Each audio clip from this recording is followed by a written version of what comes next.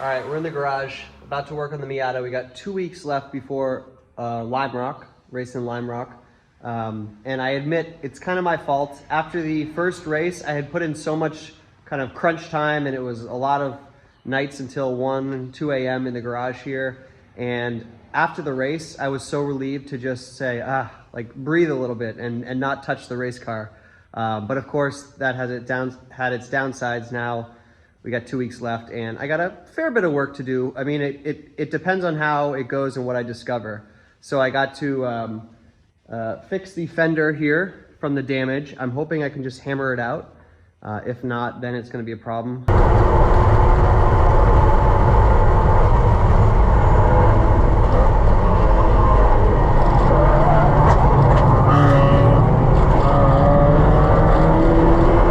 I would like to do a coolant flush because my coolant, I think, literally looks like chocolate milk.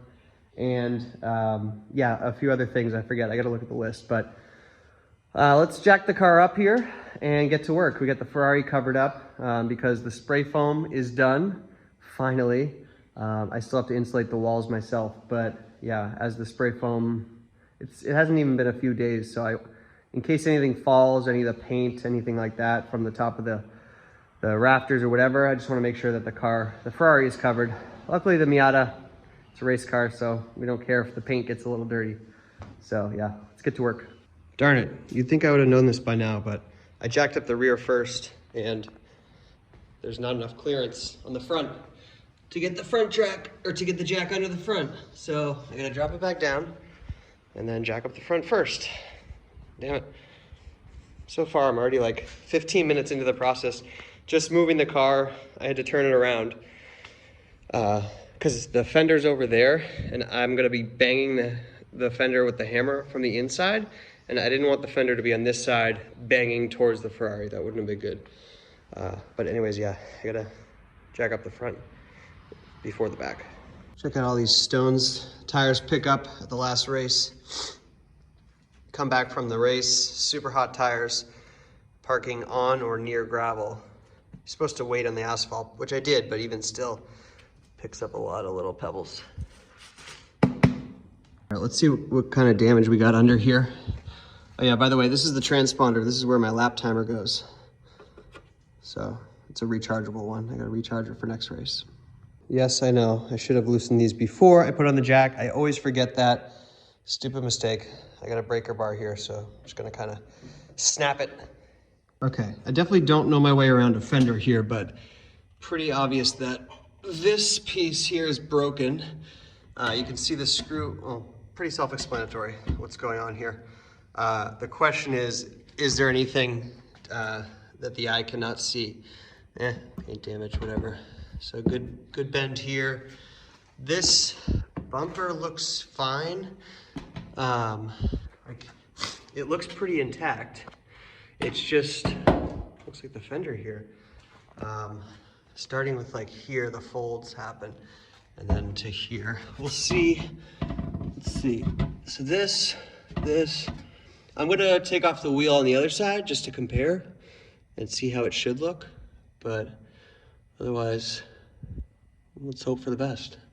Okay, so pretty clearly this part needs to come out and slide under that, or on top of that screw here.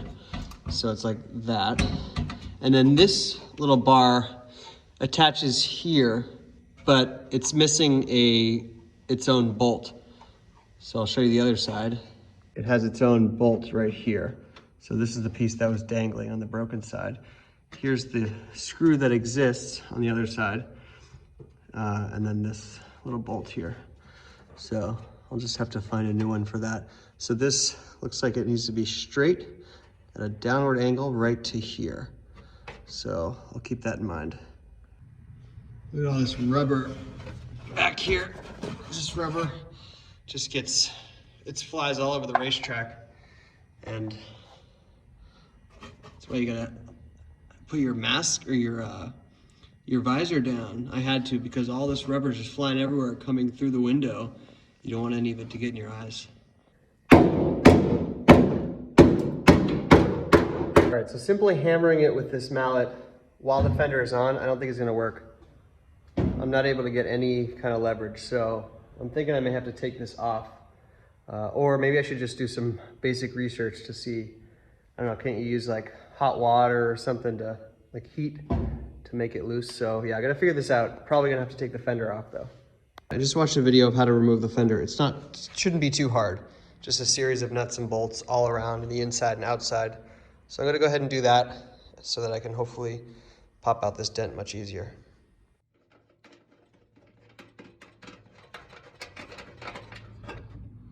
All right, I don't know how I did that, but I did it. I got it off. It was a little bit messier and harder than I expected.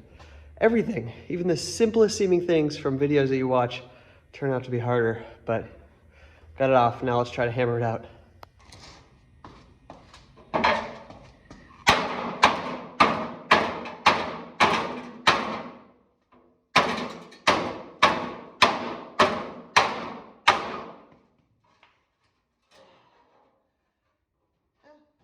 Looks a little better. Imagine doing this with the Ferrari. I don't think so.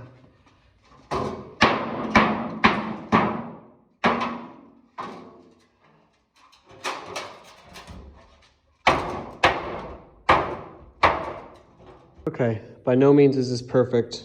I try to do as much hammering as I can. Still see some creases. I don't mind the tiny little creases. See that bigger one I was trying to get out, and then there's one kind of bigger dent over here. This part I'm not too thrilled about, but I don't know. I feel like this is the best I can do. I gotta head out, run a few errands, take care of a few things, but when I get back, I may try to take a few more swings at it and then put the fender back on, which I'm sure won't be easy. All right, well that kind of sucked. I got the fender back on. It was not super easy, but I guess it wasn't terribly difficult. It's on pretty good. I can give it a good shake. Does it look good? No, but I mean, the fitment looks pretty decent, right? The gaps, the panel gaps, I guess a little bit more there than before. But yeah, it's just a series of 10 millimeters, you know, here, here, here, here, and here. A couple under there. One in there. Another two up there. This here, so this connecting brace, unfortunately the piece here that this connected to broke off the fender and the bumper. So I can't really attach this to anything. I may have to just remove it. And then the screw that attaches the bumper to the fender here, I kind of put it back through, but it's not super tight, but I guess it's kind of just holding it on. So that's that. And then I had to pull back the bumper and reattach all these 10 millimeters here, and then another nut in there. So yeah, it's on. Not bad. I may try to take it up and down the street just to make sure I don't hear that same noise, which I think was just the fender rubbing during the race when the incident happened, but I don't want to hear that again. That would really be a bad sign if I'm still hearing that. Yeah, you can see here, like, this is not great, this gap here, but I don't know. I did the best I could. It was tough, like, yeah, hammering it, certainly not a pretty job, but hey, had to do what I had to do. Oh, if you notice, I also changed out the, what was here before. They were old aftermarket intakes, which the scrutineers did not like. They had holes going in them, and he said that, I don't like that. I think more air can get in, which is a valid point. That was the point of them. But apparently that is not to spec in my class. So I had to revert to the OEM blinker lights. These are the darker ones, the tinted ones, just because I thought that looked cool.